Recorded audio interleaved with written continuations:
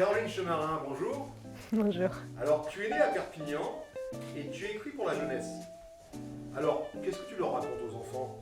Alors aux enfants, je leur raconte les paysages, c'est-à-dire que plutôt les lieux.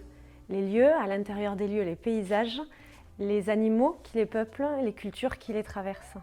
J'aime bien finalement montrer comment la superposition de cultures très variées arrive à un patrimoine, soit la superposition, soit la confrontation, soit le tissage de ces cultures.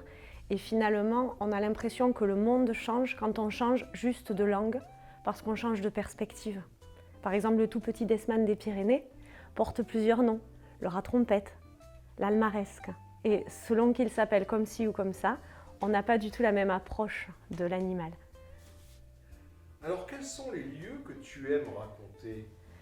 Alors ils sont assez variés finalement. J'ai commencé à écrire aux Antilles avec le livre Abolition, qui racontait finalement une culture extrêmement tissée, métissée, où ce tissage social quelquefois se déchire et où il faut réparer par les mots, par la discussion, par la conversation.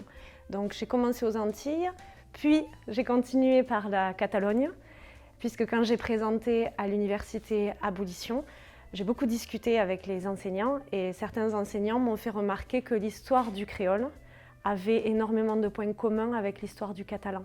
L'histoire des langues de France a été un petit peu similaire partout. Finalement, pour pouvoir rentrer dans les universités, il fallait parler le français normatif. Et donc, on a un petit peu gommé nos langues régionales et nous sommes en reconquête des langues régionales. Alors, c'est vrai, il faut rappeler que tu es professeur de langue classique. Voilà. Et donc, alors, les Antilles, la Catalogne, mais quel rapport entre tout cela? Alors, à part le rapport linguistique, finalement, il y a aussi le regard que moi, en tant qu'auteur, je pose sur ces lieux. C'est-à-dire que c'est un regard tout en création. J'écoute les historiens, les personnes âgées, je lis beaucoup, finalement. Et de tout cela naissent des créations poétiques. C'est-à-dire que c'est vrai que ceux qui me lisent vont peut-être sourire en reconnaissant ici Ovide, ici Marguerite Yourcenar, mais ce sont des citations assumées, des citations respectueuses. C'est-à-dire que oui, je peux vous dire quelle est la facétie qui va rappeler plutôt le roman de Renard, plutôt les fables de La Fontaine. Et c'est ce que je souhaite en fait, dans les facéties et paysages contés en Pyrénées-Orientales.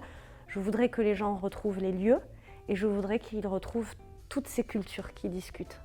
Et finalement, parfois vous retrouverez, parfois vous ne retrouverez pas, parfois vous irez au-delà de ce que j'ai voulu écrire. Et c'est ce jeu poétique qui m'intéresse. J'écris avec ce que je suis, vous lisez avec ce que vous êtes. Tu écris avec ton cœur. Voilà. Caroline, nous te remercions. Moi aussi.